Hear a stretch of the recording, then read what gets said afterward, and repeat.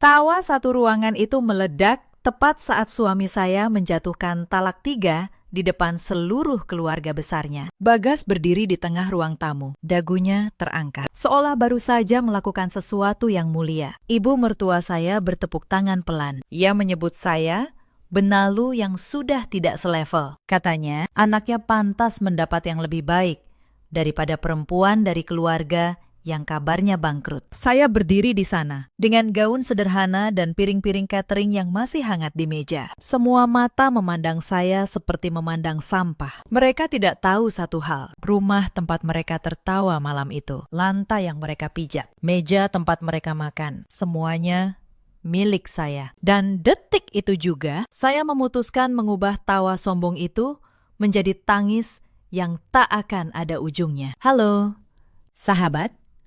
Selamat datang kembali di kanal ini. Sebelum kita mulai, tuliskan di kolom komentar kalian menyimak dari kota mana. Jangan lupa dukung kanal ini dengan like dan subscribe. Karena malam ini kita akan menyaksikan bersama bagaimana sebuah keluarga yang mengira dirinya terhormat runtuh satu persatu. Runtuh oleh tangan perempuan yang selama ini mereka anggap tidak berarti. Nama saya Sekar Ayu Pratiwi. Usia saya 33 tahun. Saya pemilik sebuah usaha catering di kawasan Bintaro. Dan sudah 6 tahun saya menjadi istri Bagas Prakoso. Selama 6 tahun itu, saya juga diam-diam memegang seluruh keuangan keluarga besar suami saya. Setiap tagihan, setiap pesta, setiap arisan, semua lewat tangan saya. Saya bukan perempuan yang mudah dijatuhkan. Tetapi selama 6 tahun, saya memilih menunduk demi satu kata yang mereka ucapkan terus-menerus. Keluarga. Saya masih ingat bagaimana semua bermula. 6 tahun lalu, saya menikah dengan Bagas di sebuah masjid kecil di Bintaro. Waktu itu ia hanya seorang staf biasa di kantor logistik. Gajinya pas-pasan. Saya justru sudah punya usaha catering yang mulai dikenal. Warisan resep dari almarhum ayah saya, yang dulu punya rumah makan Padang cukup ternama. Ayah saya bukan orang sembarangan. Sebelum beliau wafat, beliau seorang pengusaha kuliner yang cermat dan nenek dari pihak ayah, seorang perempuan tua yang tegas, telah mewariskan sebidang tanah dan sejumlah tabungan kepada saya, cucu kesayangannya. Semua itu atas nama saya sendiri, jauh sebelum saya mengenal Bagas. Dari uang warisan itulah, 3 tahun lalu, saya membeli sebuah rumah 2 lantai di kawasan yang cukup elit. Halaman luas, dapur besar, ruang tamu yang bisa menampung puluhan orang. Saya membelinya lunas atas nama saya. 2 bulan sebelum akad nikah kami yang kedua, saya tebus KPR-nya sendiri. Bagas tahu itu. Ia tahu betul rumah itu milik saya. Tetapi ia dan keluarganya memilih lupa. Saya masih ingat tahun-tahun pertama pernikahan kami. Waktu itu Bagas masih sederhana. Ia sering pulang malam, lelah. Dan saya selalu menyiapkan makan hangat untuknya. Saya percaya, kalau saya cukup sabar dan cukup baik, keluarga ini akan menerima saya seutuhnya. Saya membiayai kuliah lanjutan Bagas agar ia bisa naik jabatan. Saya juga yang membayar biaya rumah sakit Ibu Warsih saat beliau operasi batu empedu 3 tahun lalu. Saat itu, beliau menggenggam tangan saya di ranjang rumah sakit dan berkata, "Sekar, kamu memang menantu yang paling berbakti. Ibu beruntung punya kamu." Saya menangis mendengarnya. Saya pikir akhirnya saya diterima. Tetapi begitu beliau sembuh, kata-kata manis itu menguap. Semakin usaha saya besar, semakin sikap beliau berubah. Seolah kesuksesan saya adalah sebuah penghinaan bagi anak lelakinya yang gajinya tak kunjung naik. Awalnya, semua terasa hangat. Ibu Warsih, ibu mertua saya, menyambut saya dengan senyum. Ia memuji masakan saya. Ia memanggil saya anak. Namun senyum itu perlahan berubah. Seiring usaha catering saya membesar dan gaji Bagas tetap di tempat. Semakin saya sukses, semakin mereka merasa terancam. Dan mereka punya cara sendiri untuk membuat saya merasa kecil. Saya ingat, arisan keluarga besar selalu diadakan di rumah saya. Alasannya sederhana. Rumah saya paling besar dan paling nyaman di antara semua rumah saudara Bagas. Setiap bulan, saya yang menyiapkan hidangan. Saya yang membayar semuanya. Rendang, opor. Kue-kue. Semua dari dapur dan kantong saya. Tetapi tidak sekalipun ada ucapan terima kasih. Yang ada hanya perintah dan hinaan yang dibungkus senyum. Malam pertama yang benar-benar melukai saya terjadi 8 bulan lalu. Waktu itu arisan sedang ramai. Meja penuh dengan catering yang saya masak sendiri sejak subuh. Ibu Warsi mengambil sepotong rendang, mengunyahnya. Lalu meletakkan sisanya kembali ke piring dengan wajah masam. Sekar, katanya keras, agar semua orang mendengar. Masakanmu ini kok makin lama makin murahan. Ya, rendangnya keras. Pantas saja. Namanya juga anak tukang warung. Ruangan terdiam sebentar. Lalu beberapa orang tertawa kecil. Saya menahan napas. Rendang itu resep almarhum ayah saya. Resep yang membuat ratusan pelanggan datang setiap hari. Maaf, Bu, jawab saya pelan. Nanti saya perbaiki. Saya menatap Bagas, berharap ia berkata sesuatu. Ia hanya menunduk, sibuk dengan piringnya. Tangannya mengepal, tetapi mulutnya terkunci rapat. Malam itu saya tidak marah. Saya hanya merasa dingin. Untuk pertama kalinya, saya sadar satu hal. Kebaikan saya selama ini dianggap kelemahan yang bisa mereka injak kapan saja. Tetapi mereka belum tahu apa yang mulai saya siapkan diam-diam. Beberapa minggu setelah itu, adik ipar saya, Vina, mulai sering datang ke rumah. Vina usianya 30 tahun, adik bungsu Bagas, dan sebentar lagi akan menikah. Ia perempuan yang selalu merasa dunia berutang kepadanya. Suatu sore, ia masuk ke kamar saya tanpa mengetuk. "Mbak," katanya sambil duduk di tepi tempat tidur saya, "aku butuh pinjaman 50 juta buat DP gedung pernikahan." Saya menatapnya. "Vina, bulan lalu kamu baru pinjam 20 juta, belum dikembalikan." Ia mengibaskan tangannya. Itu kan keluarga. Masa dihitung-hitung? Lagian Mbak kan kaya. Uang segitu buat Mbak nggak ada apa-apanya. Saya menghela napas. Uang saya juga bukan uang yang jatuh dari langit. Vina, itu hasil saya bangun malam masak buat pelanggan. Wajahnya langsung berubah. Ia berdiri, menatap saya dengan sinis. "Ya sudah kalau pelit, nanti aku bilang ke ibu. Mbak nggak mau bantu keluarga suami sendiri. Mbak, lihat saja nanti." Ia keluar dari kamar sambil membanting pintu. Malam itu, saya tidak tahu bahwa ancaman kecil itu adalah awal dari rencana yang jauh lebih besar. Seminggu kemudian, saya pulang lebih cepat dari biasanya. Dapur catering sedang sepi pesanan. Saya masuk lewat pintu belakang. Dan tanpa sengaja, mendengar suara Ibu Warsih dan Vina di ruang tengah. "Bu, pokoknya rumah ini harus jadi milik Vina," kata Vina. "Kan Vina yang mau nikah. Masa calon suami Vina lihat Vina tinggal ngontrak? Malu." "Bu." "Iya, Ibu tahu," jawab Ibu Warsih. "Nanti Ibu suruh Bagas urus surat-suratnya. Si Sekar itu gampang. Dibilangin, ini surat pajak, dia pasti tanda tangan. Perempuan kayak dia mana ngerti hukum." Saya berdiri di balik dinding. Jantung saya berdegup keras. Mereka berencana mengambil rumah saya. Rumah yang saya beli dengan warisan nenek dan keringat saya sendiri. Saya tidak keluar, saya tidak berteriak. Saya hanya menutup pintu belakang pelan-pelan. Lalu duduk di dalam mobil saya yang terparkir dan menarik napas dalam-dalam. Di dalam gelap, saya menelpon satu nomor, notaris yang mengurus warisan nenek saya dulu. Pak Hendra, kata saya. "Saya butuh bantuan Bapak. Tolong siapkan semua salinan dokumen kepemilikan rumah saya. Dan satu hal lagi, kalau ada orang datang membawa surat mengatasnamakan saya, jangan pernah dilayani tanpa tanda tangan saya di depan Bapak sendiri." Pak Hendra terdiam sebentar. "Baik, Bu Sekar. Semua dokumen aman di kantor saya. Ibu tenang saja. Tapi kalau boleh saya sarankan, mulai sekarang, catat semuanya. Setiap pengeluaran, setiap transfer, setiap percakapan penting. Kalau suatu hari mereka mencoba mengambil hak ibu, catatan itu yang akan melindungi ibu." Saya menutup telepon.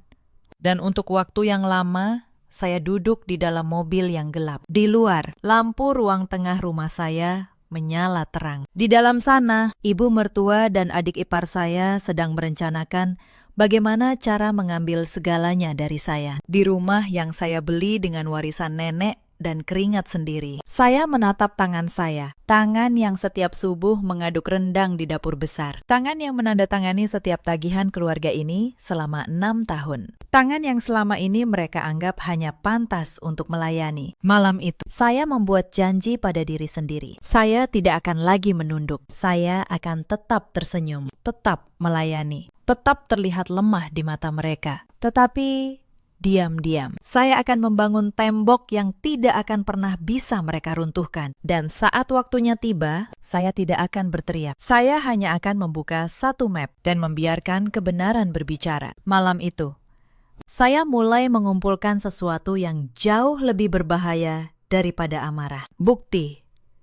Setiap bulan selama 6 tahun, saya menyimpan catatan. Rekening koran yang menunjukkan siapa yang membayar listrik 5 juta setiap bulan. Siapa yang membayar cicilan mobil Pajero yang Bagas pakai untuk gaya. Siapa yang mengirim uang bulanan 2 juta untuk perawatan Ibu Warsih. Semua atas nama saya. Semua dari rekening saya. Sementara gaji Bagas 8 juta sebulan. Bahkan tidak cukup untuk membayar tagihan listrik rumah itu sendiri. Saya menyusun semuanya dalam satu map biru. Rapi, berurutan, hitam di atas putih. Lalu, saya menunggu. Sementara saya menyiapkan bukti. Hinan-hinan kecil terus datang hampir setiap hari.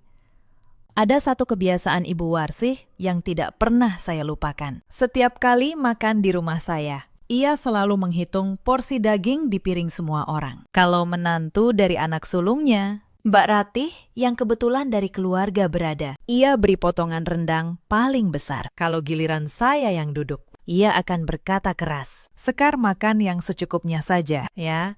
Kamu kan sudah biasa hidup susah. Jangan rakus. Padahal daging itu saya yang beli. Rendang itu saya yang masak sejak subuh." Suatu malam, saat keluarga besar berkumpul untuk buka puasa, penghinaan itu mencapai titik yang membuat saya benar-benar terluka. Seorang tamu, sepupu jauh, Bagas, memuji masakan saya. "Wah, Mbak Sekar, cateringmu enak sekali, pantas laris." Sebelum saya sempat menjawab, Ibu Warsih menyahut cepat, "Jangan dipuji-puji. Namanya juga tukang masak, anak warung Padang. Bisa masak itu bukan prestasi, itu memang sudah nasibnya. Untung Bagas mau menikahi dia. Coba kalau tidak, mungkin sekarang dia masih ngelap meja di warung." Tawa kecil terdengar di meja. Bagas, yang duduk di samping ibunya, hanya menunduk. Ia bahkan tidak mengangkat wajahnya untuk membela saya. Saya menggenggam sendok saya erat-erat di bawah meja. Anak warung Padang. Ya, ayah saya memang membangun segalanya dari sebuah warung kecil. Dan dari warung itulah, saya bisa membeli rumah tempat mereka semua sekarang duduk makan. Malam itu, di dapur, saat mencuci piring sendirian, air mata saya akhirnya jatuh. Bukan karena lemah, tetapi karena lelah menahannya terlalu lama. Mbak Tuti mendekat pelan. "Bu, kenapa Ibu diam terus? Kalau Mbak Tuti jadi ibu, sudah Mbak Tuti lawan dari dulu." Saya menyeka air mata saya, lalu tersenyum tipis. "Belum waktunya, Mbak Tuti." Orang yang menyimpan tenaga paling lama, pukulannya paling telak. Beberapa hari kemudian, Vina datang lagi. Kali ini ia membawa selembar kertas. "Mbak," katanya sambil meletakkan kertas itu di meja. "Ibu bilang, tolong tanda tangan di sini. Ini cuma surat urusan pajak rumah," katanya. "Biar diurus Bagas." Saya melirik kertas itu. Judulnya memang tertulis urusan administratif, tetapi di bagian bawah dengan huruf kecil. Saya melihat frasa yang membuat darah saya berdesir. Surat kuasa pengalihan hak. Mereka mencoba membuat saya menyerahkan hak atas rumah saya sendiri. Dengan berpura-pura, itu hanya surat pajak. Persis seperti yang saya dengar dari balik dinding malam itu. Saya mengambil pena, dan untuk sesaat, wajah Vina berbinar. Ia pikir saya akan tertipu. Lalu saya meletakkan pena itu kembali. "Vina," kata saya, "tenang. Bilang ke ibu, kalau ada urusan surat rumah, saya harus tanda tangan langsung di depan notaris saya." "Pak Hendra, Itu prosedur resmi. Suruh ibu dan Bagas datang ke kantor beliau. Ya. Wajah Vina langsung berubah.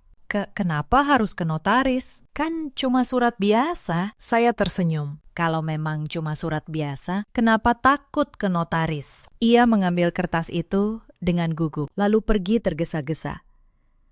Rencana mereka gagal di percobaan pertama, dan mereka tidak tahu. Saya sudah mencatat semuanya sebagai bukti bahwa mereka berniat merampas rumah saya dengan tipu daya. 2 bulan berlalu. Sikap mereka makin berani. Bagas mulai jarang pulang. Kalau pulang pun, ia hanya diam. Atau menyalahkan saya soal hal-hal kecil. Suatu malam, ponsel Bagas tertinggal di meja saat ia mandi. Layarnya menyala. Sebuah pesan masuk dari kontak bernama Dinda, rekan kerjanya. Saya tidak berniat mengintip, tetapi kalimat di layar itu terlalu jelas untuk diabaikan. Sabar ya.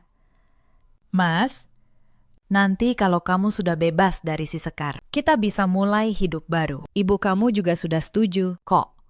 Saya membaca kalimat itu berkali-kali. Dada saya terasa dingin, bukan panas.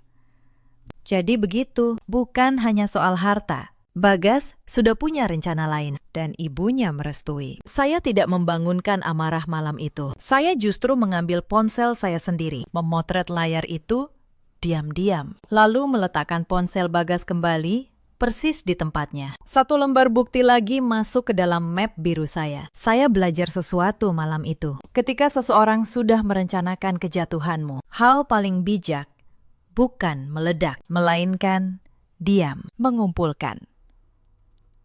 Dan membiarkan mereka merasa aman, sampai mereka sendiri yang menggali lubangnya. Beberapa hari kemudian, saya membuka aplikasi bank saya, dan jantung saya berhenti sesaat. 90 juta rupiah hilang dari rekening tabungan bersama yang kami buka untuk keperluan darurat. Malam itu, saat Bagas pulang, saya menunggunya di ruang tengah. Saya berusaha tetap tenang. Mas, kata saya, uang di tabungan bersama, 90 juta. Kemana? Ia melepas sepatunya santai, seolah tidak terjadi apa-apa. Oh itu, aku pakai buat pesta ulang tahun ibu. Sekalian buat depe gedung Vina. Kan ibu ulang tahun ke-60. Harus meriah dong. Aku sudah pesan gedung dan catering dari tempat lain. Kata-kata terakhir itu menusuk. Catering dari tempat lain. Padahal saya, istrinya, punya usaha catering sendiri. Ia sengaja tidak memakai jasa saya, hanya untuk menunjukkan bahwa ia tidak butuh saya. Mas, itu uang darurat, kata saya menahan suara, untuk keperluan mendesak. Kalau ada yang sakit, kamu ambil semuanya tanpa bilang saya sama sekali. Bagas berdiri, menatap saya dengan sinis. Kenapa kamu keberatan? Uang di keluarga ini kan memang harus dipakai untuk keluarga. Lagian, aku ini kepala keluarga. Sekar, aku berhak atas semua uang di rumah ini. Saya menatapnya lama. Kepala keluarga. Mas, listrik rumah ini 5 juta sebulan. Gajimu 8 juta. Coba hitung sendiri. Siapa yang sebenarnya menghidupi rumah ini? Wajahnya mengeras. Jangan sombong kamu. Sekar, cuma karena punya sedikit uang, kamu merasa lebih tinggi dari suamimu. Ingat, tanpa aku, kamu cuma janda anak warung. Saya terdiam. Bukan karena kalah, tetapi karena saya sadar tidak ada gunanya lagi berdebat dengan orang yang sudah menutup hati dan telinganya. Ya sudah, Mas, kata saya pelan. Anggap saja itu bakti saya yang terakhir. Ia mendengus, lalu masuk ke kamar sambil membanting pintu. Ia pikir ia baru saja memenangkan pertengkaran. Ia tidak tahu malam itu saya baru saja memutuskan untuk berhenti melawan dengan kata-kata dan mulai melawan dengan bukti. Saya tahu apa maksud kalimat terakhir itu. Mereka sudah menganggap semua milik saya sebagai milik mereka. Malam itu, saya tidak menangis. Saya hanya membuka map biru saya, menambahkan 1 lembar bukti transfer lagi, dan tersenyum tipis. Ada satu peristiwa lagi yang memperjelas siapa mereka sebenarnya. Suatu minggu, Mbak Ratih, kakak ipar saya, baru saja melahirkan. Seluruh keluarga berkumpul di rumah saya untuk syukuran. Di tengah acara, Ibu Warsi memanggil saya dengan suara keras di depan semua tamu. Sekar, tolong cucikan pakaian bayi dan pakaian dalam Ratih itu. Kasihan dia baru melahirkan, jangan sampai kena air dingin. Kamu kan memang lebih pantas kerja begituan. Saya berdiri di tengah ruangan, membeku. Puluhan tamu menatap saya, beberapa menahan senyum. Menunggu apakah saya akan menurut seperti pembantu di rumah saya sendiri. Saya menoleh ke Bagas. Sekali lagi, saya memberinya kesempatan untuk membela saya. Dan sekali lagi, ia hanya menunduk. Mengaduk kopinya. Pura-pura tidak mendengar. Saya menarik napas panjang. Maaf, Bu, kata saya, tenang. Tetapi cukup jelas untuk didengar semua orang. Saya istri di rumah ini, bukan pembantu. Kalau Mbak Ratih butuh bantuan mencuci, di rumah ini ada Mbak Tuti yang saya bayar. Atau Ibu bisa membantu putri sulung Ibu sendiri. Ruangan hening. Wajah Ibu Warsih merah padam. Kurang ajar. Berani-beraninya menantu melawan mertua di depan keluarga. Saya tidak melawan. Bu, jawab saya. Saya hanya tahu di mana batas saya. Malam itu adalah pertama kalinya saya berani menegakkan kepala. Dan malam itu pula saya tahu mereka tidak akan pernah memaafkan saya karena berani punya harga diri. Mereka akan mencari cara untuk menghukum saya. Saya hanya belum tahu hukuman itu akan datang dalam bentuk apa. Ada satu luka lagi yang mereka sukai untuk ditusuk berulang kali. 6 tahun menikah, saya belum dikaruniai anak. Padahal saya dan Bagas sudah beberapa kali memeriksakan diri. Dan dokter mengatakan tidak ada masalah serius. Hanya butuh waktu dan ketenangan. Tetapi bagi Ibu Warsih, itu adalah senjata sempurna. Suatu hari, tanpa sengaja, saya membuka grup percakapan keluarga besar di ponsel saya. Grup yang biasanya hanya berisi undangan arisan. Tetapi hari itu ada pesan panjang dari Ibu Warsih yang rupanya lupa bahwa saya juga anggota grup itu. Kasihan Bagas, tulis beliau. Sudah 6 tahun, istrinya mandul. Tidak bisa kasih cucu, padahal Bagas anak paling ganteng dan sukses. Coba dulu dia menikah dengan Dinda. Pasti sekarang ibu sudah gendong cucu. Perempuan seperti Sekar ini cuma bisa masak, tidak bisa kasih keturunan. Benalu. Di bawahnya, beberapa saudara membalas dengan emotikon tertawa. Bahkan ada yang menulis, sabar ya. Bu, semoga Bagas cepat dapat gantinya. Saya menutup ponsel itu perlahan. Tangan saya dingin. Mereka membicarakan kegagalan saya punya anak seperti membicarakan cuaca. Dan nama Dinda muncul lagi. Malam itu, saya tidak menangis. Saya justru semakin yakin. Orang-orang ini tidak pernah menganggap saya keluarga. Mereka hanya menunggu waktu untuk membuang saya. Dan saya, mulai hari itu, berhenti berharap mereka akan berubah. Beberapa hari kemudian, kabar itu datang seperti badai. Sebuah rumah makan Padang, cabang milik almarhum ayah saya, yang selama ini dikelola paman saya, dikabarkan bangkrut karena masalah utang paman. Berita menyebar cepat. Dan di telinga keluarga Bagas, berita itu berubah menjadi satu kalimat sederhana. Keluarga Sekar sudah jatuh miskin. Saya melihat perubahan itu dalam sehari. Ibu Warsih yang biasanya minta uang bulanan, tiba-tiba datang ke rumah dengan wajah dingin. Sekar, katanya, duduk di sofa ruang tamu saya tanpa permisi. Ibu dengar keluargamu bangkrut. Benar, usaha paman saya yang bermasalah. Bu, jawab saya tenang. Bukan usaha saya. Catering saya baik-baik saja. Ia mendengus. Alah, sama saja.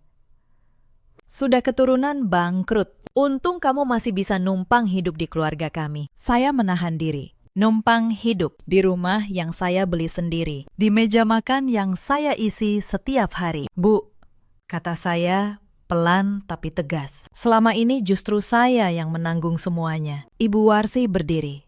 Wajahnya merah.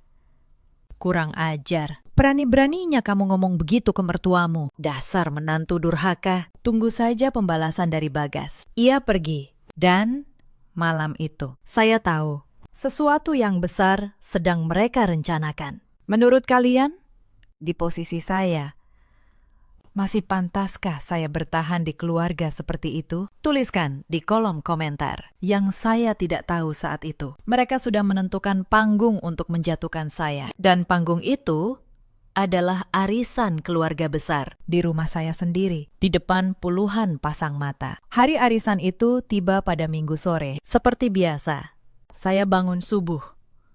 Saya memasak sendiri semua hidangan. Rendang, gulai, opor, sambal, ijo, dan kue-kue untuk puluhan tamu. Rumah saya dipenuhi aroma masakan dan suara tawa keluarga besar Bagas yang datang satu persatu. Saya menyambut mereka dengan senyum. Seperti biasa, saya menuangkan teh, membagikan piring, memastikan semua kenyang. Tidak ada yang tahu bahwa di dalam tas saya tersimpan map biru itu dan di ponsel saya. Nomor Pak Hendra sudah siap dipanggil. Menjelang sore, saat semua tamu sudah duduk dan ruangan penuh, Bagas berdiri di tengah ruang tamu. Ibu Warsi dan Vina duduk di sampingnya, tersenyum penuh arti. Saya tahu saat itu telah tiba. Bagas berdeham. Suaranya menggelegar di ruangan mewah itu. Semuanya, tolong perhatian sebentar, katanya. Ada sesuatu yang ingin saya sampaikan di depan seluruh keluarga. Ruangan langsung hening. Semua mata tertuju padanya. Ia menoleh ke arah saya, matanya dingin. Sekar, katanya keras. Selama ini aku sudah bersabar, tapi aku tidak mau lagi punya istri yang keluarganya cuma pembawa sial. Keluargamu bangkrut, dan aku tidak mau hartaku ikut digerogoti utang keluargamu. Kita ini keluarga terpandang. Level kita sudah beda sekarang. Saya berdiri diam. Piring teh di tangan saya masih hangat. Bagas menarik napas panjang, membusungkan dada, seolah sedang melakukan tindakan paling heroik sedunia. Maka di depan ibu, di depan seluruh keluarga besar sebagai saksi, suaranya makin keras. Sekar Ayu Pratiwi, hari ini, detik ini juga, aku jatuhkan talak 3 kepadamu. Kita cerai. Mulai sekarang, kamu bukan istriku lagi. Pergi dari rumah ini. Ruangan meledak. Bukan dengan keterkejutan, tetapi dengan tawa. Tawa sombong satu keluarga yang menira mereka baru saja membuang sampah. Ibu Warsi bertepuk tangan. Nah, begitu. Nak, kamu memang pantas dapat yang lebih baik. Perempuan benalu kayak dia ini memang harus diusir. Dari dulu ibu sudah tidak suka. Vina tertawa cekikikan. Akhirnya, Mbak, sekarang kamu bisa pulang ke rumah orang tuamu yang bangkrut itu. Oh iya, rumah ini nanti buat aku, ya. Bu, puluhan mata memandang saya dengan hinaan. Ada yang menggeleng iba, ada yang menahan tawa. Tidak satu pun berdiri membela saya. Dan Bagas, laki-laki yang saya nafkahi selama 6 tahun, hanya berdiri di sana, dagunya terangkat, menikmati kehancuran yang ia kira sedang ia timpakan kepada saya. Saya berdiri diam untuk waktu yang lama. Anehnya, di tengah ruangan yang penuh tawa dan hinaan itu, saya tidak merasa hancur. Saya justru merasa lega, seperti sebuah beban berat yang selama 6 tahun menekan dada saya. Akhirnya diangkat. Selama ini saya bertahan demi kata keluarga. Sekarang, keluarga itu sendiri yang mengusir saya. Mereka baru saja membebaskan saya dari penjara yang saya bangun sendiri atas nama kesabaran. Saya memandang wajah-wajah yang menertawakan saya satu persatu. Ibu Warsih yang bertepuk tangan, Vina yang cekikikan, para tamu yang menikmati pertunjukan, dan Bagas yang berdiri paling bangga di antara semuanya. Mereka semua mengira ini adalah akhir dari saya. Padahal ini adalah awal. Lalu, perlahan, saya meletakkan piring teh itu ke meja. Suara porselen menyentuh kaca terdengar jelas di tengah keheningan yang mulai turun. Dan saya tertawa, pelan, dingin. Tawa saya membuat tawa mereka berhenti di tenggorokan. Terima kasih, Mas, kata saya. Terima kasih sudah mengucapkannya di depan begitu banyak saksi. Kamu baru saja membuat semuanya jauh lebih mudah untuk saya. Saya membuka tas saya dan mengeluarkan map biru itu. Sebelum saya pergi, kata saya, Suara saya tenang, tetapi terdengar sampai ke sudut ruangan. Ada beberapa hal kecil yang mungkin luput dari perhitungan kalian, yang katanya keluarga terpandang ini. Saya membuka lembar pertama, sebuah sertifikat. Ini sertifikat rumah tempat kalian tertawa sekarang. Coba lihat.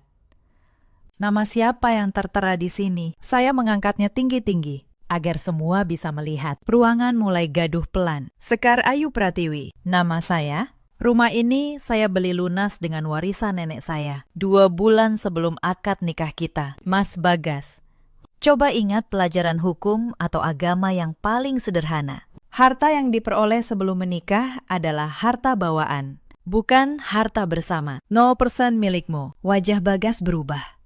Senyumnya lenyap. Itu bohong. Rumah ini punya kita berdua. Silahkan cek ke notaris saya. Pak Hendra, jawab saya dingin. Semua tercatat resmi, hitam di atas putih. Saya melangkah maju, mengambil kembali sertifikat itu, lalu mengelap sampul plastiknya, seolah baru saja disentuh oleh sesuatu yang kotor. Ibu Warsih berdiri, wajahnya pucat. Sudah. Jangan bikin malu di depan keluarga. Kamu tetap harus pergi. Ini rumah anakku. Saya menatapnya. Bu, sebelum saya jawab, saya ingin tunjukkan yang lain dulu. Saya membuka lembar kedua. Setumpuk rekening koran. Ini catatan pengeluaran keluarga ini selama 6 tahun. Listrik 5 juta per bulan. Saya yang bayar. Cicilan mobil Pajero yang Mas Bagas pakai untuk gaya. Saya yang bayar. Uang bulanan ibu 2 juta dari rekening saya. Sekolah keponakan, arisan, pesta. Semua dari saya. Saya menoleh ke Bagas. Mata saya tajam. Kamu bilang tidak mau hartamu digerogoti keluarga saya. Harta yang mana? Mas, gaji manajermu yang 8 juta itu bahkan tidak cukup untuk membayar listrik rumah ini. Seorang kepala keluarga itu yang menafkahi, bukan yang dinafkahi. Ruangan benar-benar hening sekarang. Tawa itu sudah lama padam. Dan tadi kalian bilang keluarga saya bangkrut. Lanjut saya. Membuka lembar ketiga dari map. Betul. Rumah makan cabang yang dikelola paman saya memang pilot. Berita itu 100% benar. Senyum kecil kembali muncul di wajah Ibu Warsih. Nah, kan. Ngaku juga akhirnya. Tapi, potong saya. Dan senyum itu langsung membeku. Ada satu hal kecil yang luput dari perhitungan materialistis kalian. Ayah saya seorang pengusaha yang cerdas. Jauh sebelum masalah utang paman terjadi, beliau sudah menghibahkan sebagian besar asetnya kepada saya. Dan nenek saya mewariskan tanah serta tabungan yang sama sekali tidak ada hubungannya dengan usaha paman. Semua itu atas nama saya. Aman, utuh. Tidak tersentuh kebangkrutan siapapun. Saya menutup map biru itu perlahan. Jadi, saya tidak jatuh miskin. Bu, justru saya adalah satu-satunya orang di ruangan ini yang benar-benar punya sesuatu. Dan satu hal lagi, Mas, kata saya, membuka lembar keempat dari map. Sebuah cetakan foto layar ponsel. Sebelum semua orang di sini menganggapmu suami yang terzalimi, mereka pantas tahu kebenaran yang lengkap. Saya mengangkat lembar itu. Ini pesan dari seseorang bernama Dinda, rekan kerja Mas Bagas. Isinya saya bacakan. Sabar ya, Mas. Nanti kalau kamu sudah bebas dari si Sekar, kita bisa mulai hidup baru. Ibu kamu juga sudah setuju. Ruangan langsung riuh. Bisik-bisik menyebar. Beberapa saudara yang tadi menertawakan saya, kini menoleh ke arah Bagas dengan tatapan berbeda. Jadi, lanjut. Saya tenang. Talak 3 ini bukan karena keluarga saya bangkrut, tapi karena Mas sudah punya rencana dengan perempuan lain. Dan Ibu merestuinya. Kalian mengarang cerita soal kebangkrutan hanya untuk punya alasan yang terdengar terhormat untuk membuang saya. Wajah Bagas pucat pasi. Sekar, itu bukan seperti yang kamu kira. Tidak perlu menjelaskan. Mas, potong saya. Hitam di atas putih tidak pernah berbohong. Ibu Warsih terduduk di sofa. Wajahnya kehilangan seluruh warna. Rahasia yang ia kira aman kini terbongkar di depan seluruh keluarga besar yang selama ini ia banggakan. Vina yang dari tadi diam, tiba-tiba menyeletuk dengan suara gemetar. Tapi kan rumah ini, ibu bilang buat aku. Saya menatapnya dengan tenang. Rumah ini tidak pernah menjadi milik siapapun kecuali saya, Vina. Dan sekarang, karena saya sudah bukan istri siapa-siapa di sini, saya rasa sudah waktunya rumah saya kembali hanya untuk saya. Saya menoleh ke seluruh ruangan. Puluhan tamu yang tadi tertawa, kini menunduk. Beberapa mulai diam-diam mengambil tas mereka. Kalian semua, kata saya. Kalian sedang duduk di rumah saya. Makan makanan yang saya masak. Di atas lantai yang saya bayar. Dan tadi, kalian menertawakan saya seperti saya tidak berarti apa-apa. Saya berjalan ke pintu, membukanya lebar-lebar. Angin sore masuk.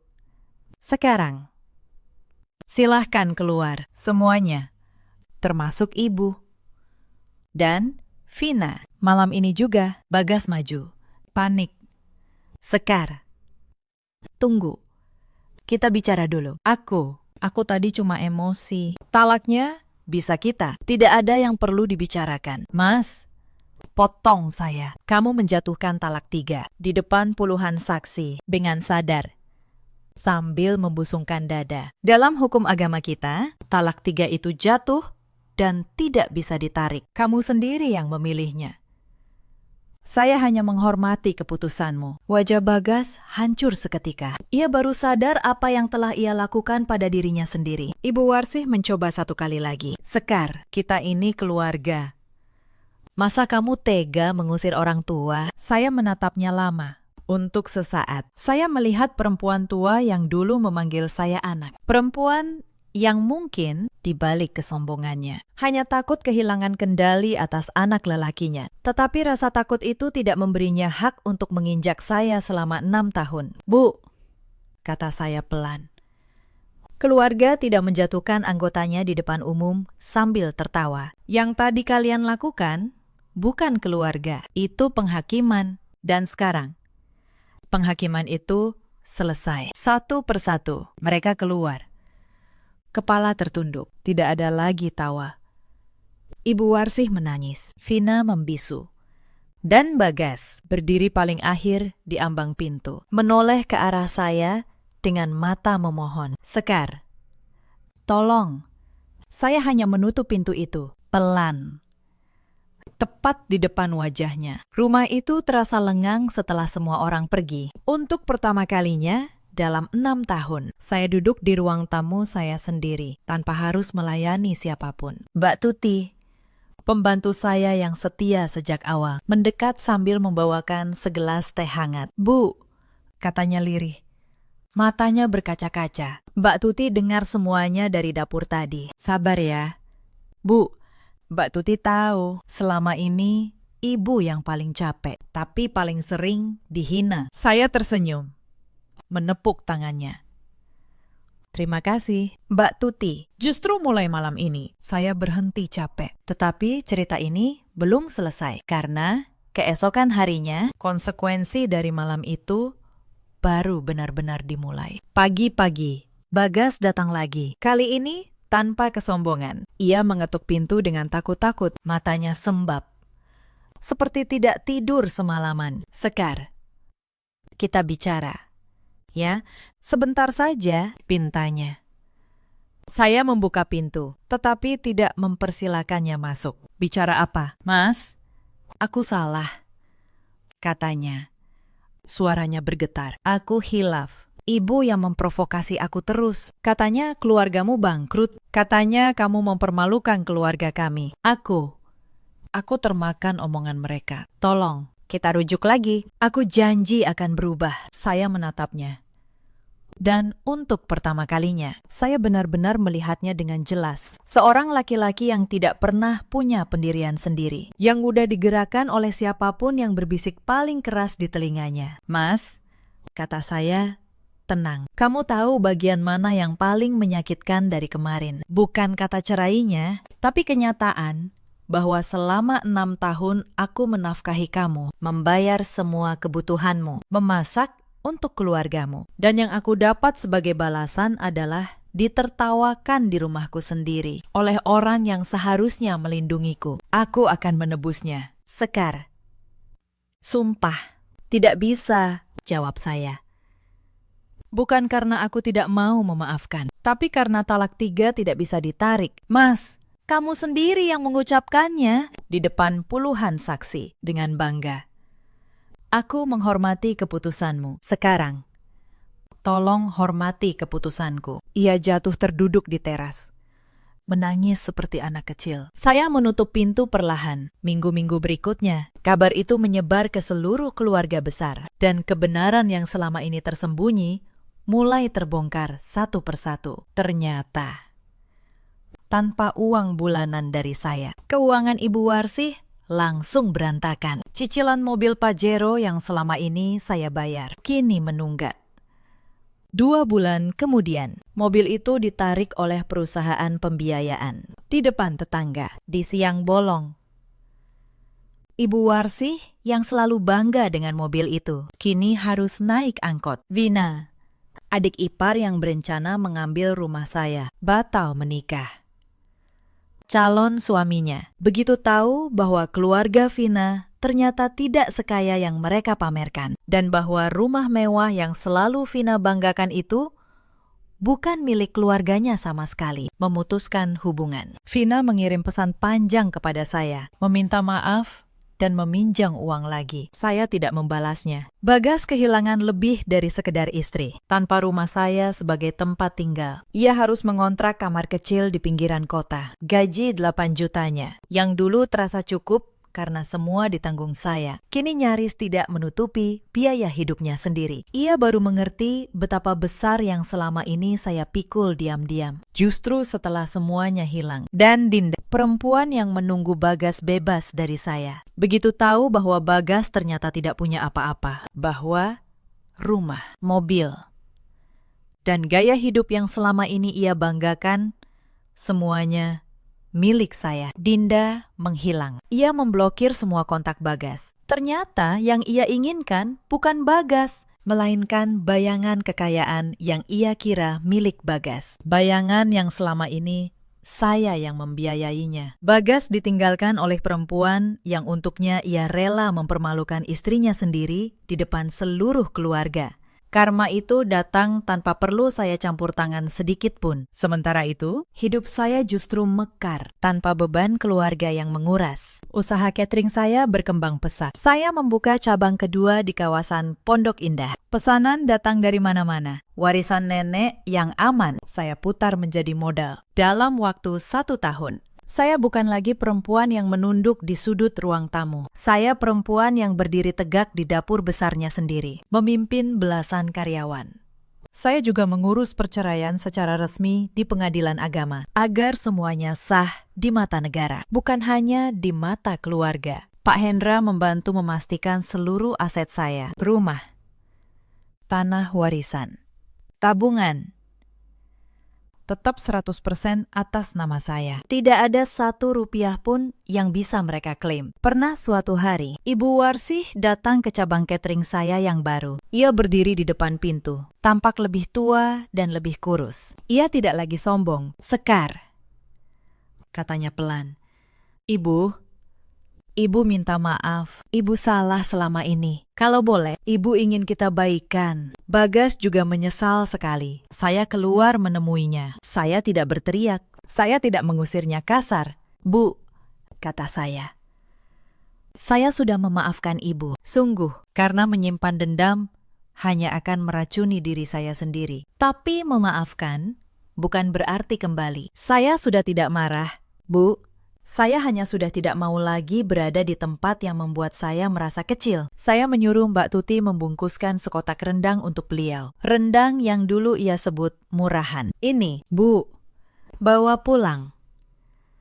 Anggap saja kenang-kenangan dari menantu yang katanya benalu. Ibu Warsih menerima kotak itu dengan tangan gemetar, lalu pergi tanpa banyak bicara. Saya tidak tahu apakah ia benar-benar menyesal atau hanya kehabisan pilihan. Tetapi itu bukan lagi urusan saya. Malam itu, setelah menutup toko, saya duduk sendirian di dapur cabang saya. Aroma rendang memenuhi ruangan, sama seperti dulu di rumah. Tetapi kali ini tidak ada yang menghina, tidak ada yang memerintah. Tidak ada yang menunggu untuk membuang saya, hanya ada keheningan yang damai. Saya teringat ayah saya dulu di warung kecilnya. Beliau selalu berkata bahwa harga diri seorang perempuan tidak ditentukan oleh siapa suaminya, melainkan oleh seberapa teguh ia berdiri di atas kakinya sendiri. Dulu saya tidak sepenuhnya mengerti. Sekarang saya paham benar. Saya mulai menekuni hidup baru saya dengan tenang. Saya merekrut lebih banyak karyawan. Kebanyakan perempuan yang juga pernah tersakiti dalam rumah tangga mereka. Saya memberi mereka pekerjaan, penghasilan, dan yang terpenting, harga diri.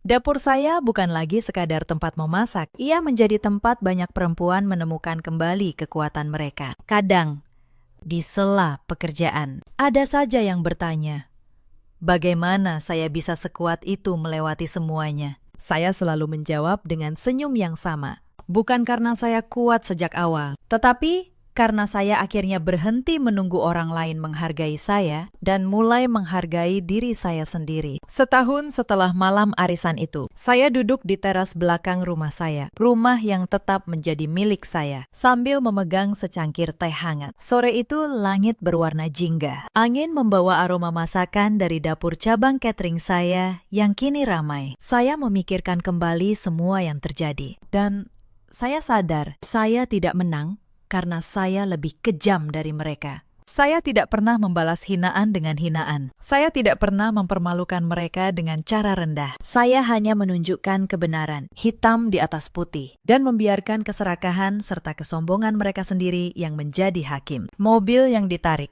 pernikahan yang batal, kamar kontrakan yang sempit. Tidak ada satupun dari itu yang saya rekayasa. Semua itu adalah buah dari benih yang mereka tanam sendiri. Cerita ini mengajarkan satu hal. Kebaikan bukanlah kelemahan. Diamnya seseorang bukan berarti ia bodoh atau tidak berdaya. Kadang, orang yang paling banyak menanggung adalah orang yang paling dalam menyimpan kekuatan. Jangan pernah menilai seseorang dari seberapa keras ia bersuara. Nilailah dari seberapa tenang ia bertahan. Dan kepada perempuan manapun di luar sana yang saat ini merasa dirinya kecil di rumah sendiri, yang setiap hari menunduk demi kata keluarga, dengarlah.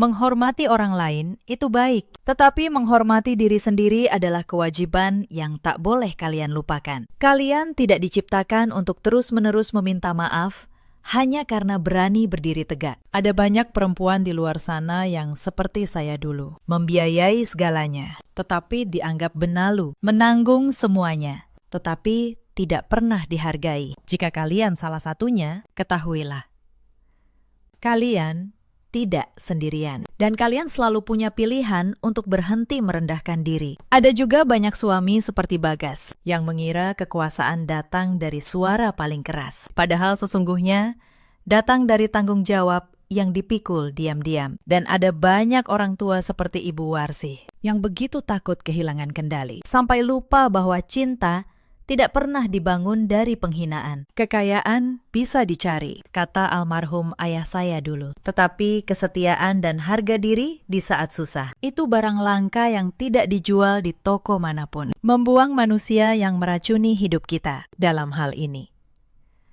adalah bentuk paling jujur dari mencintai diri sendiri. Dan itulah kunci kebahagiaan yang sebenarnya. Saya mengangkat cangkir teh saya ke udara, bersulang untuk diri saya sendiri, untuk perempuan yang dulu menunduk dan kini berdiri tegak. Selamat tinggal, masa lalu. Terima kasih sudah menempaku menjadi sekuat baja dalam hidup. Kita semua punya pilihan. Pilihan untuk bertahan dalam luka atau memilih diri kita sendiri. Bagaimana dengan kalian? Pernahkah kalian bertemu keluarga seperti ini? Ceritakan kisah kalian di kolom komentar. Terima kasih sudah menemani saya sampai akhir. Sampai jumpa di kisah berikutnya. Baru 1 menit, suami dan ibu mertua saya menggesek kartu kredit tambahan milik saya untuk membayar mobil mewah seharga miliaran. Mereka tertawa, mengira saya perempuan miskin yang baru saja mereka buang. Saya langsung memblokir kartu itu dari kursi kerja saya. Lalu saya berkata satu kalimat, bayar sendiri, dan rumah yang selama ini kalian tempati sudah saya jual 12 miliar. Wajah mereka berubah pucat dalam sekejap. Sebelum cerita ini dimulai, tuliskan di kolom komentar dari kota mana kalian menyimak. Jangan lupa tekan tombol like dan subscribe agar channel ini bisa terus menghadirkan kisah yang lebih menarik lagi. Halo, sahabat.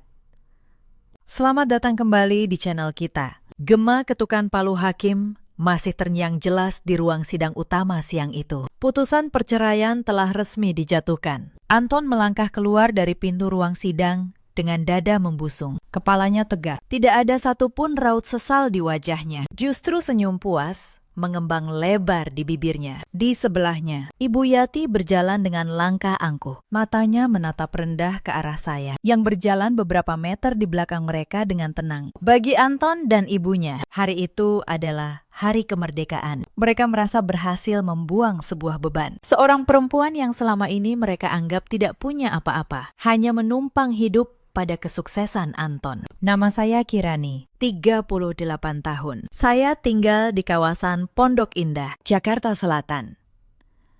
Tapi yang tidak mereka tahu, saya bukan perempuan menumpang selama bertahun-tahun. Saya menyembunyikan satu hal dari mereka. Saya adalah direktur utama sebuah perusahaan berskala internasional. Saya membangun semuanya dari nol. Dan saya tahu persis kapan saya harus diam. Saya merapatkan jilbab saya. Saya berdiri menunggu mobil jemputan tiba, membiarkan mantan suami dan mantan ibu mertua saya larut dalam ilusi kebahagiaan mereka. Udara di luar gedung pengadilan terasa terik. Namun panas itu sama sekali tidak menyurutkan semangat Anton dan ibunya. Mereka melangkah menuju tempat parkir seperti orang paling penting di dunia. Ibu Yati berkali-kali melirik ke belakang, hanya untuk memastikan saya melihat betapa bahagianya mereka. Akhirnya kamu lepas dari perempuan tidak berguna itu, Anton, kata Ibu Yati dengan tawa meremehkan. Sengaja dikeraskan agar orang di sekitar bisa mendengar. Ibu sudah bilang dari awal, dia hanya akan menyusahkan hidup kita. Lihat saja penampilannya.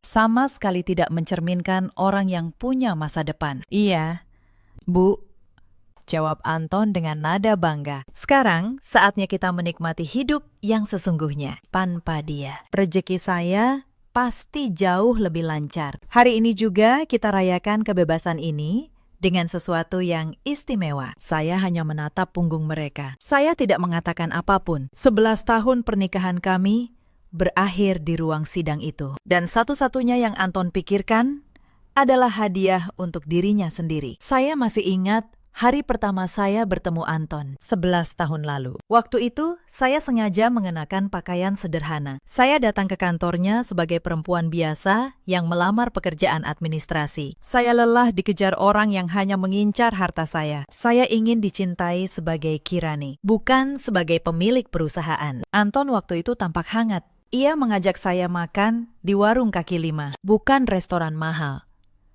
Ia berkata bahwa cinta tidak butuh uang. Saya percaya, saya menyerahkan hati saya pada kalimat itu. 6 bulan kemudian, kami menikah di sebuah masjid kecil dengan undangan sederhana. Saya pikir saya menemukan ketulusan. Saya pikir saya akhirnya menemukan seseorang yang mencintai saya apa adanya. Saya begitu bahagia sampai saya rela menutup rapat siapa diri saya sebenarnya. Tapi pernikahan mengubah segalanya. Setahun setelah menikah, sifat asli Anton mulai muncul. Ia mulai mengeluh soal uang. Gaji administrasinya kecil dan ia ingin lebih. Saya yang masih menyamar sebagai istri sederhana, diam-diam menopang hidup kami dari rekening pribadi yang tidak pernah saya tunjukkan padanya. Saya bilang, itu uang warisan orang tua. Anton percaya dan ia mulai terbiasa hidup dari uang yang ia kira sedikit itu. Ibu Yati datang ke rumah kami 6 bulan setelah pernikahan. Katanya hanya menumpang sebentar, tapi sebentar itu berubah menjadi bertahun-tahun. Sejak hari ia menginjakkan kaki di rumah kami, hidup saya berubah menjadi neraka kecil yang sunyi. Setiap pagi, Ibu Yati akan duduk di meja makan dan menilai semua yang saya masak. Sayur saya terlalu asin, ikan goreng saya terlalu kering, kopi saya terlalu pahit. Saya, yang terbiasa memimpin rapat dengan ratusan karyawan, hanya tersenyum dan meminta maaf. Saya menelan semuanya demi rumah tangga yang saya kira layak diperjuangkan. Kirani, kata Ibu Yati suatu pagi sambil menyeruput teh. Kamu ini istri macam apa? Sudah tidak cantik, tidak bisa masak, tidak punya keturunan pula. Untung anak saya mau menerima kamu. Saya menunduk. Saya tahu kalimat soal keturunan itu sengaja diucapkan untuk melukai saya. 3 kali saya keguguran dalam 5 tahun pertama pernikahan. Setiap kali, bukan pelukan yang saya terima, melainkan cibiran. Anton bahkan tidak menemani saya saat saya terbaring lemah di rumah sakit. Ia sibuk dengan teman-temannya. Saya masih ingat keguguran terakhir saya dengan sangat jelas. Malam itu, saya terbangun dengan rasa sakit yang luar biasa. Darah mengalir. Dan saya tahu, saya kehilangan calon anak saya lagi. Saya memanggil Anton, tapi ia sedang tidak ada di rumah. Ibu Yati, yang tidur di kamar sebelah, hanya membuka pintu sebentar. Ia menatap saya yang kesakitan, lalu berkata dengan dingin bahwa saya berlebihan. Ia menutup pintu kembali dan kembali tidur. Saya mengemudikan mobil sendiri ke rumah sakit malam itu, dengan tangan gemetar dan mata berkaca-kaca. Sepanjang jalan, saya menahan tangis dan rasa sakit sekaligus. Di rumah sakit, dokter mengkonfirmasi apa yang sudah saya takutkan. Saya kembali kehilangan. Sendirian, di ranjang rumah sakit yang dingin. Saya menangis tanpa ada siapapun di samping saya. Anton baru muncul keesokan paginya, dengan wajah malas dan napas berbau alkohol. Ia tidak meminta maaf. Ia hanya bertanya kapan saya bisa pulang, karena ia butuh sarapan saat itu. Sesuatu dalam diri saya patah, tapi saya masih bertahan, karena saya pikir mungkin suatu hari ia akan berubah. Sungguh, betapa naifnya saya waktu itu. Padahal, di kantor saya yang sebenarnya, ribuan orang menghormati saya. Mereka memanggil saya Bu Direktur. Keputusan saya menggerakkan miliaran rupiah setiap hari. Tapi di rumah ini, saya hanyalah perempuan yang dianggap tidak berguna. Saya membiarkannya karena saya masih berharap di balik semua keangkuhan itu masih ada cinta yang dulu Anton tunjukkan pada saya. Saya salah. Cinta itu tidak pernah ada. Yang ada hanyalah seorang lelaki yang menunggu kesempatan untuk mengambil semua yang saya miliki. Tahun ke-6 pernikahan, adik ipar saya, Sari, lulus kuliah dan ikut tinggal bersama kami. Sari adalah versi muda dari Ibu Yati. Licik, manis di depan, tajam di belakang. Ia pandai membisikkan hasutan ke telinga Anton. Sejak Sari datang, sikap Anton padaku semakin dingin. Mereka mulai meminta uang dengan cara yang halus, lalu memaksa. Ibu Yati meminta 200 juta untuk renovasi rumahnya di kampung. Sari meminta 50 juta untuk modal usaha yang tidak pernah jadi. Anton meminta 800 juta untuk investasi yang ujungnya raib entah kemana. Setiap kali saya menyerahkan uang, saya mencatatnya diam-diam. Bukan karena pelit, tapi karena naluri seorang akuntan tidak pernah mati dalam diri saya. Mereka mengira saya membayar dari tabungan kecil. Mereka tidak pernah tahu setiap rupiah yang saya berikan adalah ujian. Saya ingin melihat sampai sejauh mana mereka tega. Dan jawabannya ternyata tidak ada batasnya. Puncaknya datang 2 tahun lalu. Anton bertemu seorang perempuan bernama Fania, rekan kerja barunya. Awalnya hanya bisik-bisik tetangga. Lalu, saya melihat sendiri pesan-pesan mesra di ponselnya yang lupa ia kunci. Saya tidak marah. Saya hanya merasa lelah. Lelah yang dalam, sampai ke tulang. Saya tahu pernikahan ini sudah mati jauh sebelum hari ini. Maka ketika Anton, atas hasutan ibunya, mengajukan gugatan cerai, saya tidak melawan. Saya bahkan tersenyum. Mereka mengira saya akan menangis, memohon, berlutut agar tidak ditinggalkan. Mereka mengira saya akan keluar dari rumah itu dengan tangan kosong dan masa depan suram. Mereka tidak tahu satu hal penting. Rumah yang selama ini kami tempati di kawasan elit itu, atas nama saya. mobil yang Anton kendarai atas nama perusahaan saya. Bahkan, kartu kredit yang selama ini Anton gunakan dengan bangga adalah kartu tambahan di bawah rekening utama saya. Mereka hidup di atas kekayaan yang bahkan tidak pernah mereka pahami asal-usulnya. Dan hari ini, di hari mereka merayakan kemerdekaan palsu mereka, mesin pembalasan saya baru saja menyala. Tanpa membuang waktu, Anton mengemudikan mobilnya menuju sebuah showroom mobil mewah terbesar di pusat kota. Tempat itu hanya melayani kalangan atas, dengan harga kendaraan mencapai miliaran rupiah. Begitu melangkah masuk, melewati pintu kaca otomatis, mata Anton dan Ibu Yati langsung dimanjakan deretan mobil mengkilap di bawah lampu kristal. Ibu Yati tak henti berdecak kagum. Ia mengelilingi sebuah mobil keluaran terbaru, sambil membayangkan betapa irinya para tetangga di kampung melihat anak kebanggaannya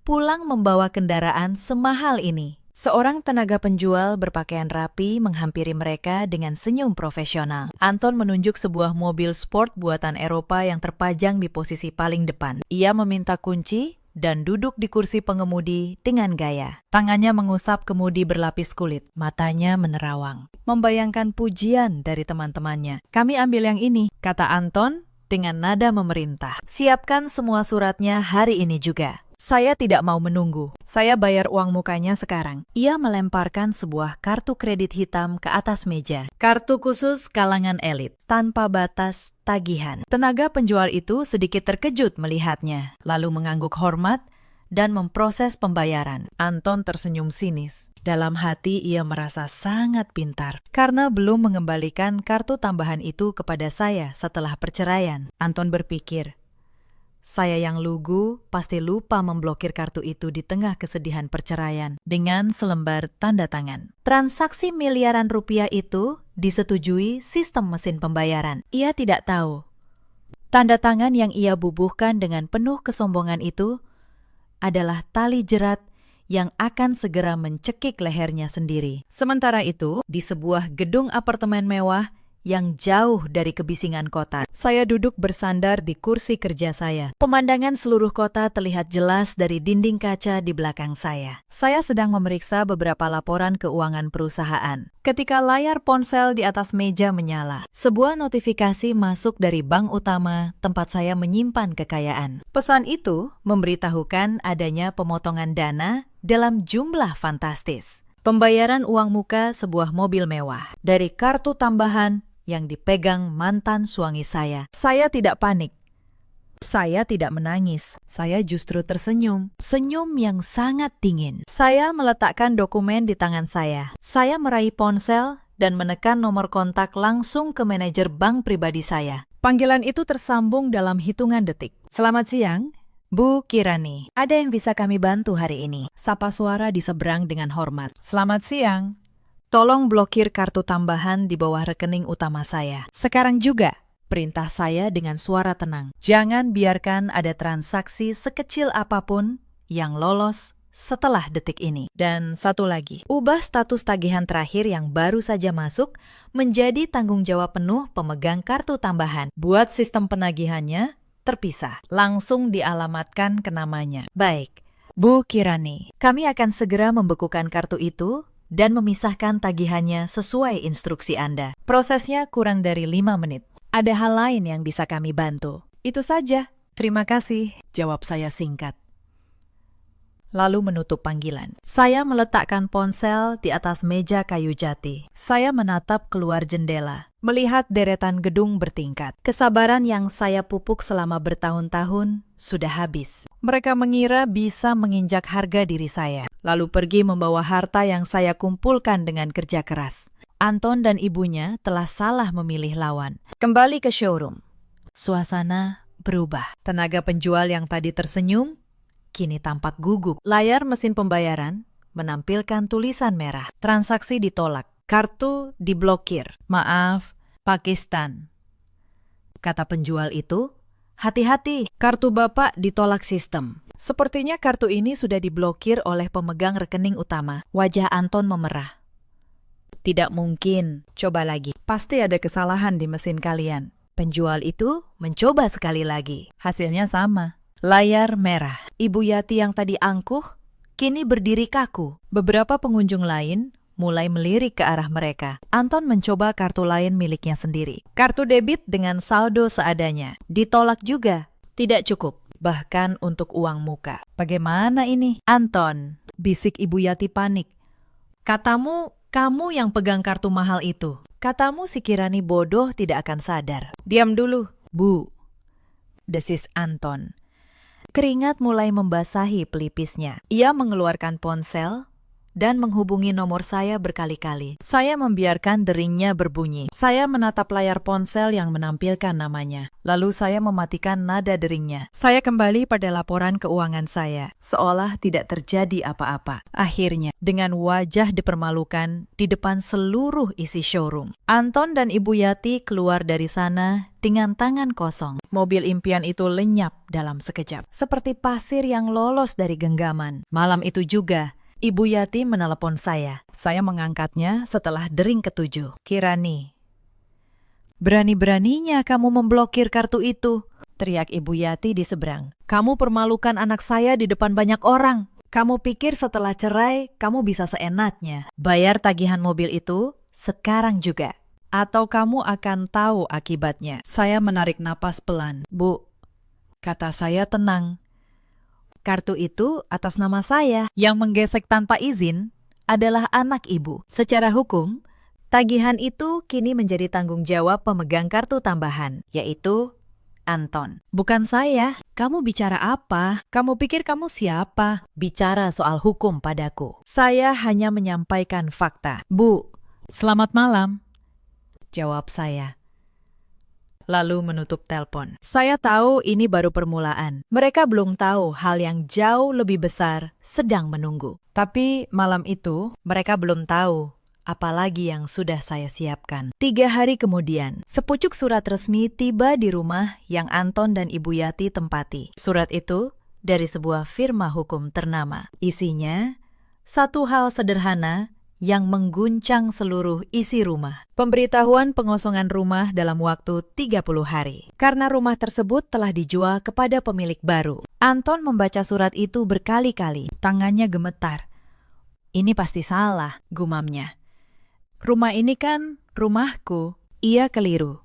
Rumah itu tidak pernah atas namanya. Sejak awal, sertifikat rumah itu atas nama saya. Dan beberapa minggu sebelum sidang perceraian, saya sudah menjualnya melalui notaris pribadi saya, Pak Tono. Harganya 12 miliar rupiah. Transaksi sah, hitam di atas putih, dengan akta jual beli yang lengkap. Saya sengaja tidak memberitahu mereka. Saya ingin mereka merasakan dulu kebahagiaan palsu mereka sebelum kenyataan datang menghantam. Sebenarnya, semua ini telah saya rencanakan dengan cermat berbulan-bulan sebelumnya. Sejak saya yakin pernikahan ini tidak bisa diselamatkan, saya mulai bergerak dalam diam. Saya menemui Pak Tono, notaris dan pengacara pribadi yang sudah bekerja untuk perusahaan saya selama belasan tahun. Ia satu-satunya orang yang tahu betul siapa saya, sekaligus tahu betapa menderitanya saya dalam pernikahan itu. Bu Kirani, kata Pak Tono saat kami bertemu di kantornya, saya sudah lama menunggu hari ibu mengambil keputusan ini. Terus terang,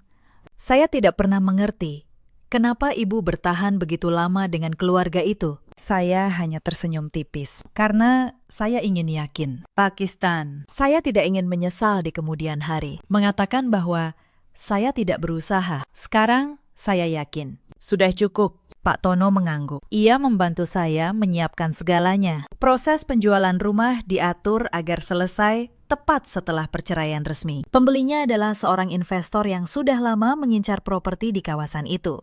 Harga 12 miliar disepakati tanpa tawar-menawar. Semua dokumen dibuat rapi, sah, dan tidak bisa dibantah siapapun. Saya juga meninjau ulang status semua kartu kredit, rekane, dan aset yang selama ini saya biarkan digunakan keluarga Anton. Saya tidak langsung menutupnya. Saya membiarkannya tetap aktif sampai saat yang tepat. Saya ingin mereka menggali lubang mereka sendiri, dengan tangan mereka sendiri. Dan benar saja, hanya beberapa jam setelah perceraian, Anton langsung jatuh ke dalam lubang itu. Dengan membeli mobil mewah, memakai kartu yang bukan miliknya. Naluri seorang akuntan dan pemimpin perusahaan tidak pernah benar-benar tidur dalam diri saya. Bahkan di tengah penghinaan bertahun-tahun, saya selalu mencatat, menyimpan, dan menyiapkan. Bukan karena saya berniat jahat, tapi karena saya tahu suatu hari kebenaran harus berdiri di atas bukti yang kuat. Hitam di atas putih. Ibu Yati histeris. Ia menelepon saya lagi, kali ini dengan suara bergetar antara marah dan takut. Kirani, kamu jual rumah kami. Kami mau tinggal di mana? Kamu tega sekali. Bu, jawab saya. Rumah itu milik saya. Saya yang membelinya dengan uang saya sendiri bertahun-tahun lalu. Anton tidak pernah menyumbang 1 rupiah pun untuk rumah itu. Saya hanya menjual apa yang memang milik saya. Tapi kami sudah tinggal di sana bertahun-tahun, dan selama bertahun-tahun itu, ibu menghina saya setiap hari. Menyebut saya perempuan tidak berguna, perempuan menumpang. Sekarang, ibu tahu siapa sebenarnya yang menumpang selama ini, kata saya. Lalu, saya menutup telepon untuk yang terakhir kalinya. Saya tahu, di rumah itu ada 4 orang yang malam ini tidak bisa tidur. Anton, Ibu Yati, Sari, dan ilusi kemenangan yang baru saja runtuh di hadapan mereka. Keesokan harinya, Anton mulai panik sungguhan. Tagihan mobil yang gagal ia beli ternyata bukan satu-satunya masalah. Karena uang muka sempat diproses sebelum kartu diblokir. Ada denda pembatalan transaksi yang kini tercatat atas namanya. Jumlahnya tidak kecil. Ditambah lagi, beberapa cicilan gaya hidup yang selama ini diam-diam ia bayar dari kartu tambahan saya, kini macet total. Anton baru menyadari, selama ini ia hidup di atas uang yang bukan miliknya. Ia mencoba menarik uang dari rekeningnya sendiri. Saldonya menyedihkan.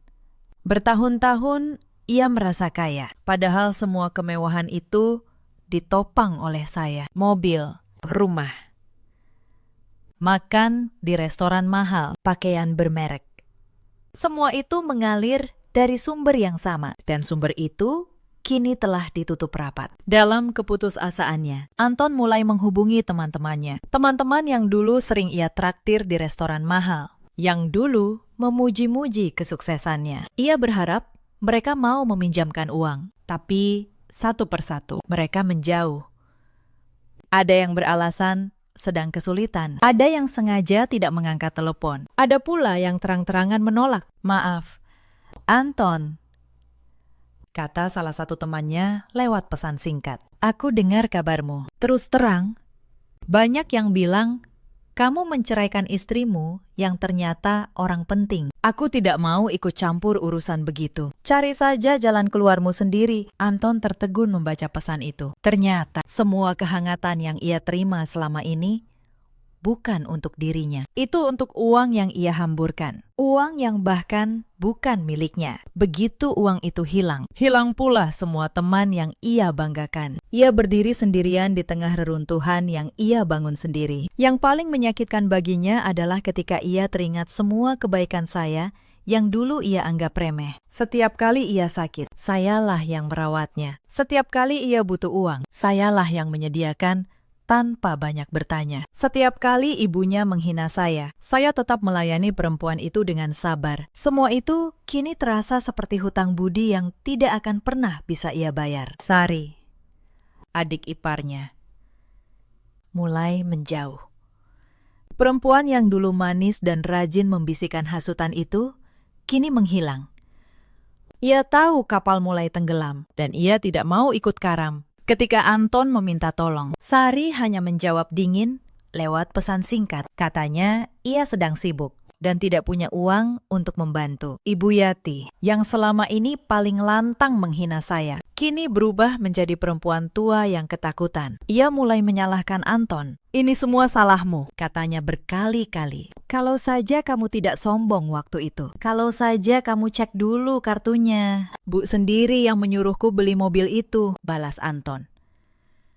Suaranya meninggi. Untuk pertama kalinya, ibu dan anak yang dulu kompak menghina saya, kini saling menyalahkan di tengah reruntuhan hidup mereka. Sementara itu, saya menjalani hidup saya seperti biasa. Saya kembali ke kantor saya yang sesungguhnya. Ribuan karyawan menyambut saya dengan hormat. Saya memimpin rapat dewan direksi, menandatangani kontrak bernilai puluhan miliar, dan mengambil keputusan besar dengan kepala dingin. Tidak ada lagi yang menghina masakan saya. Tidak ada lagi yang menyebut saya perempuan tidak berguna. Bu Asih, asisten rumah tangga lama yang dulu bekerja di rumah kami, menelpon saya suatu sore. Ia satu-satunya orang di rumah itu yang selalu baik pada saya. Ia menangis di telepon. Bu Kirani, saya turut senang ibu sudah lepas dari mereka. Selama ini saya melihat sendiri bagaimana ibu diperlakukan. Ibu pantas bahagia. Saya tersenyum.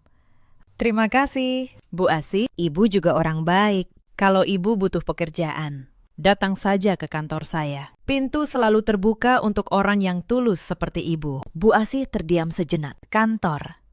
Bu, memang ibu bekerja di mana? Saya hanya tertawa kecil. Nanti ibu akan tahu sendiri. Seminggu kemudian, situasi Anton semakin terjepit. Ia harus mengosongkan rumah dalam hitungan hari. Ia mencoba mencari tempat tinggal, tapi tabungannya tidak cukup untuk menyewa rumah yang layak. Akhirnya, ia dan Ibu Yati terpaksa pindah ke sebuah rumah kontrakan kecil di pinggiran kota, jauh dari kemewahan yang selama ini mereka banggakan. Para tetangga yang dulu mereka pamerkan, kini berbisik-bisik.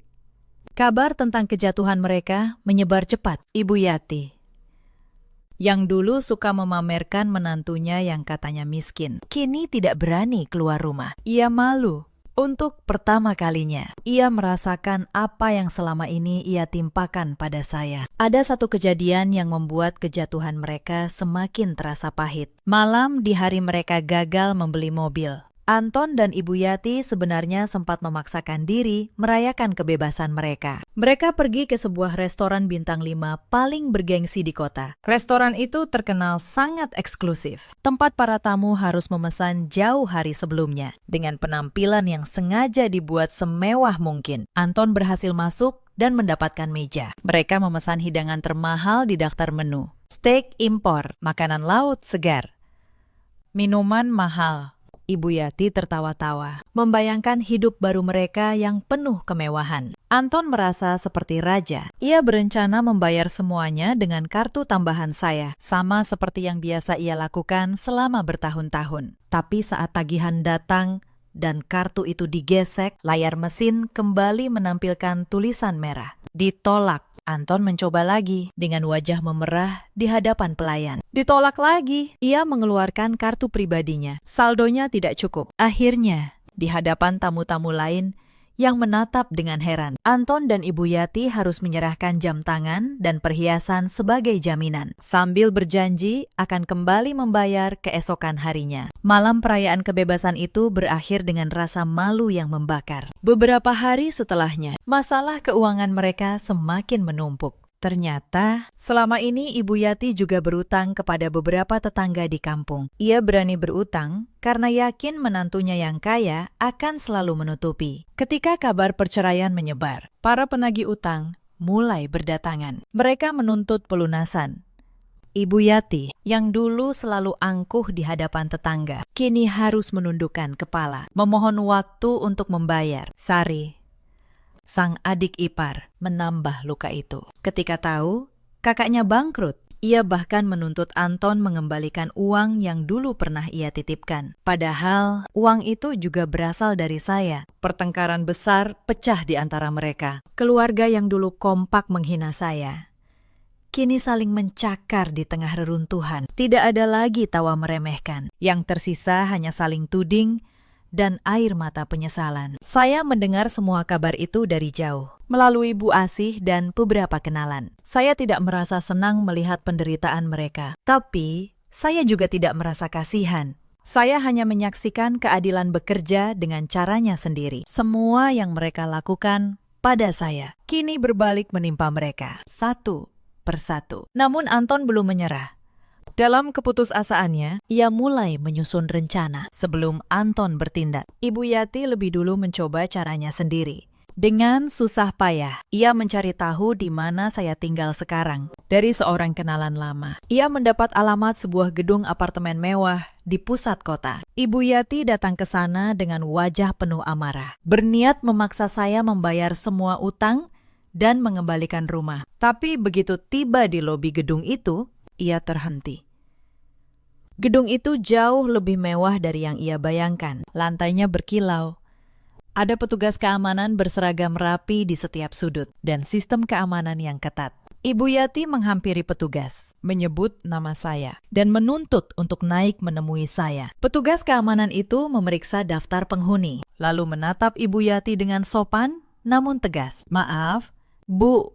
Ibu Kirani tidak menerima tamu tanpa perjanjian. Beliau juga sudah memberi instruksi khusus mengenai daftar orang yang tidak boleh naik. Maaf, nama ibu termasuk dalam daftar itu. Wajah Ibu Yati memerah. Apa? Beraninya dia.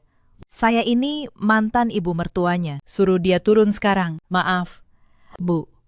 Kata petugas itu tetap tenang. Jika ibu memaksa, kami terpaksa meminta ibu meninggalkan gedung ini. Ini demi kenyamanan seluruh penghuni. Untuk pertama kalinya dalam hidupnya, Ibu Yati merasakan diusir dengan cara yang sopan namun telak. Ia yang dulu selalu mengusir saya dari ruangan, kini diusir dari sebuah gedung yang bahkan tidak boleh ia masuki. Ia pulang dengan tangan kosong dan harga diri yang remuk. Hari itu, ia mulai mengerti bahwa dunia tempat saya berada kini berada jauh di atas jangkauannya. Anton, yang mendengar kegagalan ibunya, akhirnya memutuskan untuk bergerak sendiri. Ia berpikir, jika ia bisa membujuk saya untuk rujuk, semua masalahnya akan selesai. Apartemen tempat saya tinggal terlalu sulit ditembus. Terbukti dari kegagalan ibunya. Tapi Anton ingat satu hal lain. Saya pernah menyebut nama sebuah perusahaan bertahun-tahun lalu saat saya mengigau dalam tidur setelah keguguran. Nama itu tersimpan di sudut ingatannya dengan sisa uang yang ia punya. Anton mencari tahu alamat perusahaan itu. Ia berpikir, mungkin saya bekerja di sana sebagai pegawai biasa. Mungkin ia bisa menunggu saya di depan kantor, memohon maaf, dan membujuk saya kembali. Dalam pikirannya yang sempit, ia masih menganggap saya perempuan lemah yang akan luluh oleh air matanya. Pagi itu, Anton datang ke sebuah gedung pencakar langit di kawasan bisnis paling elit di kota. Gedung itu megah, berkilau, dengan logo perusahaan terpampang besar di puncaknya. Anton sempat ragu.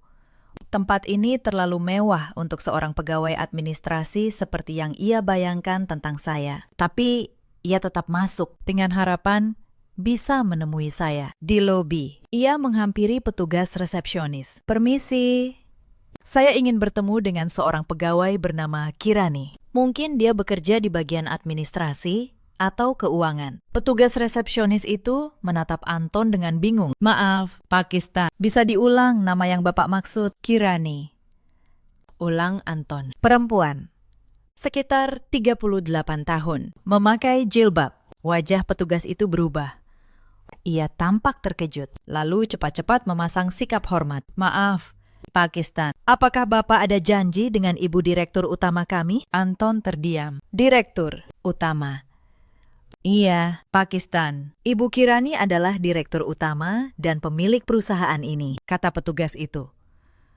Tanpa janji, kami tidak bisa mengizinkan Bapak naik ke lantai eksekutif. Dunia Anton seakan berhenti berputar. Kakinya lemas. Perempuan yang selama ini ia hina sebagai tidak berguna. Perempuan yang ia buang demi kebebasan. Perempuan yang ibunya sebut hanya menumpang hidup. Ternyata adalah pemilik gedung pencakar langit, tempat ia kini berdiri terpaku. Semua potongan kenyataan menghantamnya sekaligus. Uang yang selalu ada, rumah mewah, kartu kredit tanpa batas, ketenangan saya yang aneh saat menghadapi penghinaan, senyum dingin saya di ruang sidang. Semua itu kini masuk akal. Ia tidak membuang seorang beban. Ia membuang sumber dari seluruh kemewahan hidupnya tanpa pernah menyadarinya. Anton tidak menyerah. Ia memohon kepada petugas resepsionis, mengaku sebagai mantan suami saya. Ia merengek, mengatakan ia hanya ingin bicara sebentar. Petugas itu dengan sopan menelpon ke atas untuk meminta arahan. Saya yang sedang berada di ruang kerja saya mendengar laporan itu dari asisten pribadi saya. Sejenak saya terdiam. Saya menatap kota dari balik kaca. Saya tidak merasa marah. Saya juga tidak merasa puas. Yang saya rasakan hanya satu, tenang. Lelaki yang dulu menghancurkan saya kini berdiri di lobi gedung saya, memohon untuk ditemui. Biarkan dia naik, kata saya pada asisten saya. Saya ingin menyelesaikan ini sekali dan untuk selamanya. Beberapa menit kemudian, Anton melangkah masuk ke ruang kerja saya. Ruangan luas dengan dinding kaca, perabot mewah, dan pemandangan seluruh kota di bawahnya. Ia berdiri di ambang pintu, tampak kecil dan asing di tempat itu. Wajahnya pucat. Pakaiannya yang dulu rapi, kini tampak lusuh. Saya duduk di kursi saya, tenang, dengan tumpukan dokumen di meja. Saya tidak berdiri menyambutnya, saya hanya menatapnya. Untuk pertama kalinya, sebagai diri saya yang sesungguhnya. Kirani, ucap Anton. Suaranya bergetar. Aku tidak tahu. Aku tidak pernah tahu kalau kamu sehebat ini. Tentu kamu tidak tahu, jawab saya tenang. Karena selama 11 tahun, kamu tidak pernah benar-benar melihat saya. Kamu hanya melihat perempuan yang bisa kamu hina. Kamu manfaatkan. Lalu, kamu buang. Anton menunduk. Aku salah. Aku khilaf. Ibu yang menghasut aku. Sari yang mempengaruhi aku. Aku masih mencintaimu. Kirani, mari kita mulai lagi. Kita rujuk. Aku janji akan berubah. Saya menatapnya lama. Lalu, saya tersenyum. Senyum yang tidak ada lagi kepahitan di dalamnya. Anton, kata saya.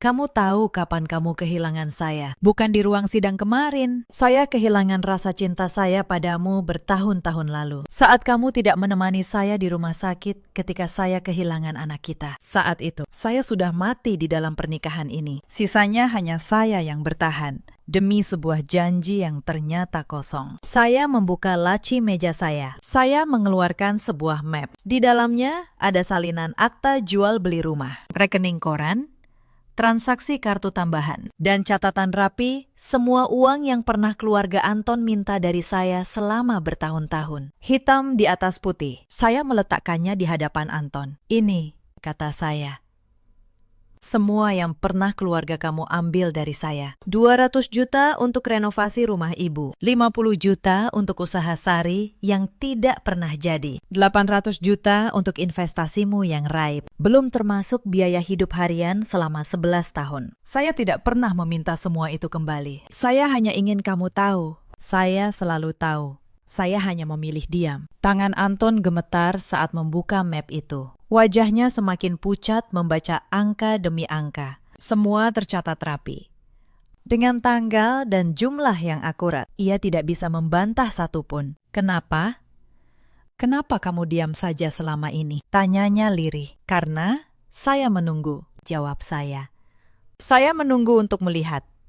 Apakah di balik semua keserakahan itu masih ada cinta yang tulus? Ternyata tidak ada. Dan ketika saya yakin akan hal itu, saya tidak punya alasan lagi untuk bertahan. Saat itu, ponsel Anton berdering. Itu Ibu Yati. Dengan tangan gemetar, Anton mengaktifkan pengeras suara. Mungkin berharap ibunya bisa membantunya. Suara Ibu Yati memenuhi ruangan. Anton, kamu di mana? Ada surat lagi datang.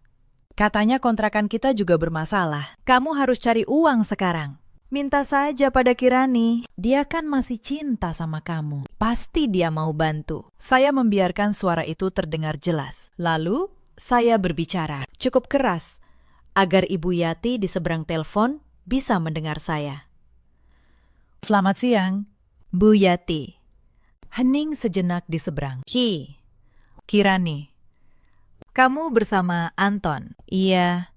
Bu, Anton sedang di kantor saya, di gedung milik saya, kata saya tenang.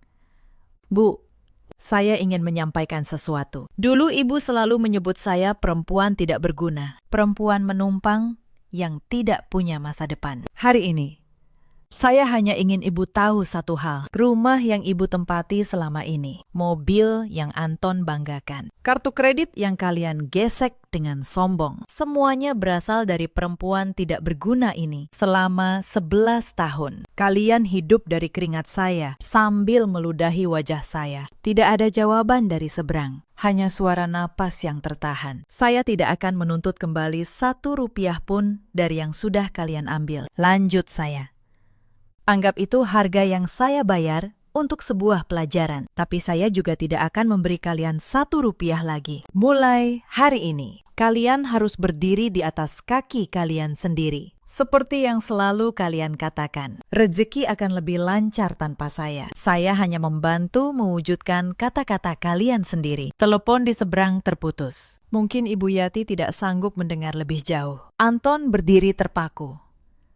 Air mata mulai mengalir di pipinya. Tapi air mata itu sudah terlambat 11 tahun. Pulanglah. Anton, kata saya akhirnya, urus hidupmu, urus ibumu. Belajarlah berdiri sendiri. Seperti yang seharusnya kamu lakukan sejak dulu. Pintu ini tidak akan pernah terbuka lagi untukmu. Anton mengangkat map di hadapannya, lalu meletakkannya kembali dengan tangan gemetar. Ia tahu. Tidak ada lagi yang bisa ia katakan. Tidak ada lagi yang bisa ia minta. Dengan langkah berat, ia berbalik dan keluar dari ruangan saya, dari gedung saya, dari hidup saya. Untuk selamanya. Saya menatap pintu yang tertutup di belakangnya. Untuk pertama kalinya dalam bertahun-tahun, saya merasakan kelegaan yang utuh. Bukan kemenangan yang penuh dendam. Hanya kelegaan seseorang yang akhirnya melepaskan beban yang terlalu lama ia pikul. Saya berjalan menuju jendela. Saya menatap kota yang membentang di bawah. Saya teringat pada perempuan muda 11 tahun lalu, yang menyamar sebagai pegawai sederhana demi mencari cinta yang tulus. Perempuan itu belajar dengan cara yang menyakitkan, bahwa ketulusan tidak bisa dipancing dengan kepura-puraan. Tapi perempuan itu juga belajar bahwa harga dirinya tidak akan pernah bisa dibeli atau diinjak oleh siapapun. Hari-hari setelah pertemuan itu berlalu dengan tenang bagi saya. Tapi tidak bagi Anton dan keluarganya. Kabar tentang kejatuhan mereka menyebar lebih cepat dari yang mereka kira. Ternyata, beberapa kenalan Anton di dunia kerja mulai menyadari siapa perempuan yang ia ceraikan. Nama saya bukan nama asing di kalangan bisnis. Mereka yang dulu memuji Anton, kini diam-diam menertawakannya. Pria yang dengan bodoh membuang istrinya sendiri. Yang ternyata seorang direktur utama. Anton kehilangan pekerjaannya tak lama setelah itu. Bukan karena saya tidak pernah campur tangan. Tapi reputasinya hancur sendiri. Atasannya menganggap seorang pria yang tega memperlakukan istrinya seperti itu tidak bisa dipercaya dalam urusan apapun. Vania, perempuan yang dulu menjadi selingkuhannya, juga menjauh begitu tahu Anton kini bangkrut. Ternyata, cinta yang ia kejar di luar sana hanya tertarik pada uang yang sudah tidak ia punya. Ibu Yati jatuh sakit beberapa bulan kemudian. Tekanan dari kejatuhan ini terlalu berat untuk perempuan tua yang seumur hidup hanya tahu cara meremehkan orang lain. Anton, yang kini tidak punya apa-apa, harus merawat ibunya di kontrakan kecil mereka. Ia bekerja serabutan, menjadi supir antar barang, demi menyambung hidup. Tangan yang dulu menggesek kartu kredit miliaran, kini memegang setir untuk upah harian. Sari, adik ipar yang dulu licik, menikah dengan seorang pria yang ternyata juga gemar memanfaatkan orang. Hidupnya tidak lebih baik. Roda memang berputar. Apa yang ditanam, itu pula yang dituai. Mereka menanam kesombongan dan keserakahan. Dan kini, mereka memanen buah pahitnya sendiri. Suatu sore, Bu Asih, asisten rumah tangga lama itu, benar-benar datang ke kantor saya. Wajahnya sumringah saat melihat saya duduk di balik meja besar. Ya Allah, Bu Kirani, katanya sambil menutup mulut. Jadi ini yang Ibu maksud kantor. Saya tidak menyangka. Saya tersenyum dan menyuruhnya duduk. Bu Asih, Ibu satu-satunya orang di rumah itu yang tulus pada saya. Saya tidak akan pernah lupa kebaikan Ibu. Kalau Ibu mau, ada posisi di sini yang cocok untuk Ibu. Gaji layak, dihormati. Tidak ada yang akan merendahkan ibu. Mata Bu Asih berkaca-kaca. Ia mengangguk berkali-kali, tak mampu berkata-kata. Hari itu, satu-satunya orang baik dari masa lalu saya mendapatkan tempat yang layak. Karena saya percaya, ketulusan selalu pantas dibalas dengan ketulusan. Bulan demi bulan berlalu. Saya kembali fokus pada perusahaan saya. Bisnis berkembang pesat. Saya membuka cabang baru, mempekerjakan ratusan orang, dan mengalirkan rezeki bagi banyak keluarga. Saya menemukan kembali diri saya yang dulu sempat saya kubur demi sebuah pernikahan yang tidak menghargai saya. Saya tidak pernah lagi menyembunyikan siapa saya. Pelajaran terbesar dari semua ini adalah saya tidak perlu mengecilkan diri agar dicintai. Cinta yang sejati tidak akan meminta saya untuk menjadi kurang dari diri saya sendiri. Dan jika cinta seperti itu belum datang, saya cukup belajar mencintai dan menghargai diri saya terlebih dahulu. Setahun setelah perceraian, saya duduk di teras apartemen saya pada suatu senja. Di meja tersaji makanan sederhana yang saya masak sendiri. Ikan goreng, sayur asem, dan sambal terasi. Makanan yang dulu selalu dihina Ibu Yati. Tapi sore itu, makanan sederhana itu terasa lebih nikmat dari hidangan restoran bintang 5 manapun. Karena untuk pertama kalinya, saya menikmatinya dalam ketenangan, tanpa ada yang merendahkan saya. Saya menatap langit senja yang berwarna jingga keemasan. Hati saya damai. Luka-luka lama mulai sembuh. Saya sadar, kebebasan yang sesungguhnya bukan milik Anton dan ibunya saat mereka keluar dari ruang sidang itu. Kebebasan sejati adalah milik saya. Kebebasan dari penghinaan, dari kepura-puraan, dari harapan kosong yang terlalu lama saya genggam. Cerita ini mengajarkan kita satu hal yang sederhana, namun dalam. Jangan pernah menilai seseorang dari penampilan luarnya. Dan jangan pernah meremehkan kesabaran orang yang memilih diam. Karena diam bukan berarti lemah. Kadang, diam adalah kekuatan yang sedang menunggu waktu yang tepat. Di luar sana, ada banyak perempuan seperti saya dulu. Perempuan yang menyembunyikan kekuatan mereka, yang mengecilkan diri demi mempertahankan rumah tangga, yang menelan setiap penghinaan demi sebuah janji. Untuk kalian semua, ketahuilah, bertahan dalam hubungan yang merendahkan kalian bukanlah pengorbanan. Itu hanya menunda waktu untuk mencintai diri sendiri. Ada juga banyak suami seperti Anton di luar sana. Lelaki yang tidak menghargai apa yang mereka miliki, sampai semuanya hilang. Yang baru menyadari nilai seseorang setelah orang itu pergi. Sayangnya, penyesalan yang datang terlambat tidak pernah bisa membeli kembali apa yang sudah hancur. Ada pula para ibu mertua seperti Bu Yati, yang karena ketakutan kehilangan anak, atau merasa tersaingi, memilih menghancurkan menantu mereka sendiri. Padahal menantu yang baik